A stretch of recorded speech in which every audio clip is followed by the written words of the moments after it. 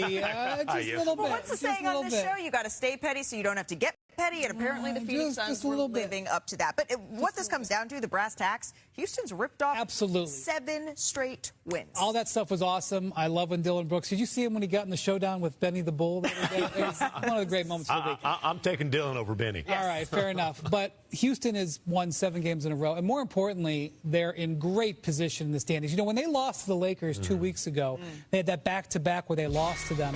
They were in terrible shape at that point. Now, not only are they playing really good basketball and really good offensive basketball, which is what their challenge is, look at where they're at. They're now tied with the Lakers in the 4-5. The Lakers are limping to the finish line. Houston is in excellent position to get the 4. Look, let's just be honest right now. The Lakers are the mark.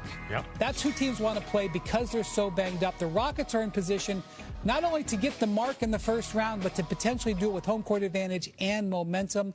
This is one of the reasons why you say in the NBA there's always time. They have taken all of their opportunity to get on a good spot, and that's where they're at. You cover Houston closely. What are they saying? What have you heard in terms of the way that they are prioritizing the seed that they want to land? Is it just highest possible, or are they playing the matchup game?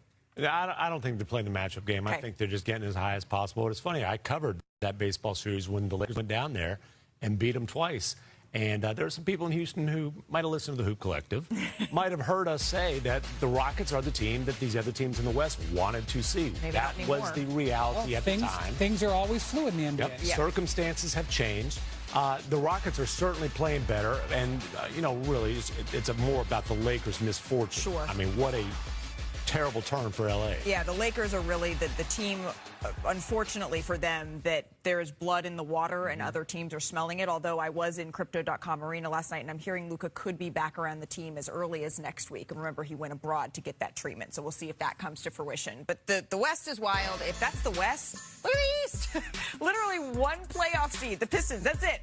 That's the only thing that's been decided, that they're the #1 seed. And we only have 3 games left to play. And Detroit, they're the 1 seed, and they also just got some great news to celebrate because Cade Cunningham is expected to make his return to the lineup tonight against the Milwaukee Bucks. He's missed, remember, the last 11 games with a collapsed lung that he got diving on the floor for a ball against the Washington Wizards. So the Pistons, they have the top seed locked up. Now Cade is coming back, but knowing that they already have that seeding, what is the plan for Cade for this final couple of games? Well, obviously they didn't have to bring him back. They could very easily have just let him have the time, but if he's healthy enough to do it, I think they want to reintegrate him because, quite frankly, even though they have played very, very well with him out, which has actually really impressed me and actually got me to more...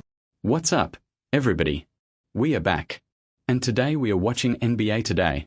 Malika Andrews, Brian Windhorst, Tim Bontemps, and Shams Charania. They're talking about the final days of the regular season. Only 5 days left. And nothing is set in stone. The West is absolute chaos.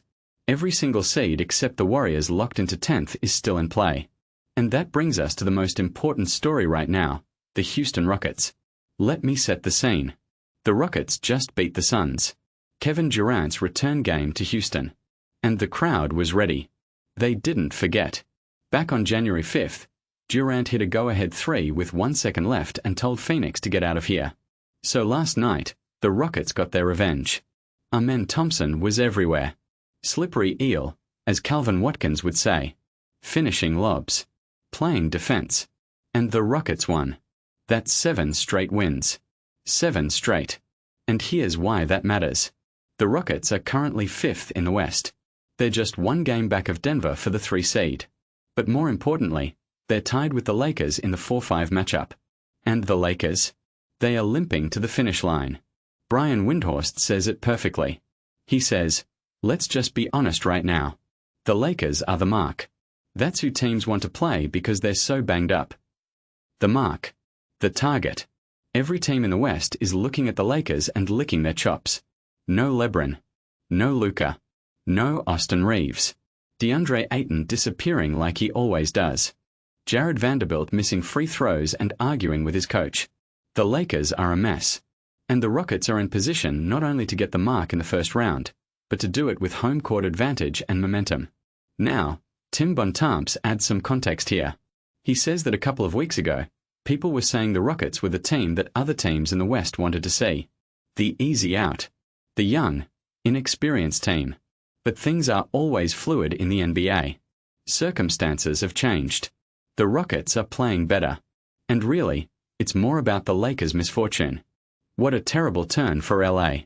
And I love what Brian says next. He says, there's blood in the water and other teams are smelling it. That's exactly right. The Lakers went from being a title contender to being the team everybody wants to play. And the Rockets. They've gone from being the team nobody respected to being the team that could make a real run. But here's the thing. The Rockets aren't just winning. They are winning differently. Ime Udoka has found a rotation. He's changing the starting lineup depending on the opponent. Their offense has found a groove. They're not just playing hard, they're playing smart. And when you add that to their defense, which has been elite all season, you've got a team that nobody wants to see in the first round. And then there's the KD Dillon Brooks drama. Lip readers said Durant was talking about his career versus Dillon's career. And Durant after the game said, I don't think about guys like Dillon Brooks when I'm out there playing. But you know he does. You know he does. Because Dillon Brooks gets under everybody's skin. That's his job. And last night, it worked. The Rockets won.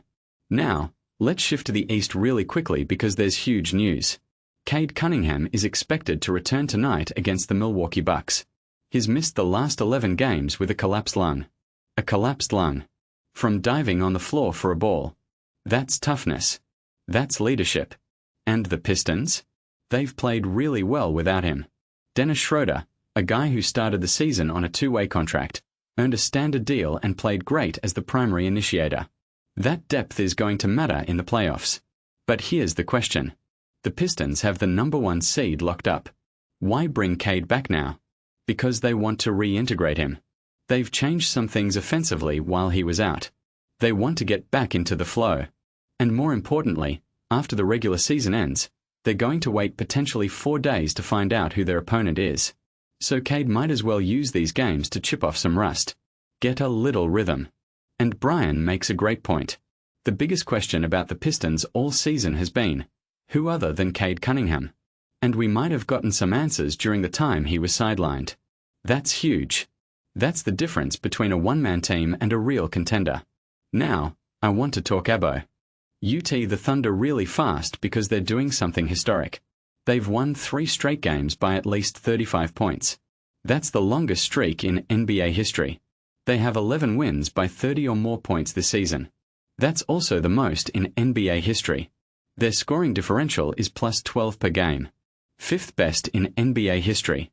And Shai Gilgeous-Alexander is on pace to become the first guard in league history to average 30 points on 55% shooting. This team is better than last year's team. Deeper. More experienced. Jared McCain. AJ Mitchell. They've added to the rotation. And they're about to clinch the #1 seed for the 3rd straight season. That's dominance. That's a wagon. So here's my question for you. Do the Rockets beat the Lakers in the first round if they get home court? And does Cade Cunningham come back and lead the Pistons to the finals? Drop a comment. Let me know. And if you want more of these breakdowns, hit that like button and subscribe. We are building something real here. I'll see you in the next one.